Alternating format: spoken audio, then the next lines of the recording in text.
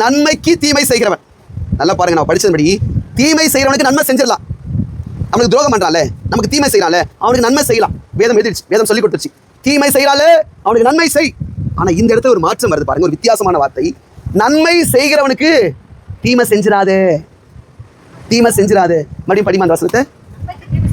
நன்மைக்கு தீமை செய்கிறவன் எவனோ அவன் வீட்டை விட்டு என்னைக்குமே தீமை நீங்காது. ஏன் தெரியுமா? நீ நன்மை செய்தவளுக்கு தீமை செஞ்சிருக்கிற. உங்க வாழ்க்கையில நீங்க யோசித்து பாருங்க, உங்களுக்கு நன்மை செஞ்சவங்க யாருக்காவது நீங்க தீமை செஞ்சிருக்கீங்களா? யோசித்து பாருங்க. நிறைய நன்மை செஞ்சாங்களே, நம்ம தீமை செஞ்சுட்டோமேன்னு உங்க மனசாட்சி சொல்லுதா?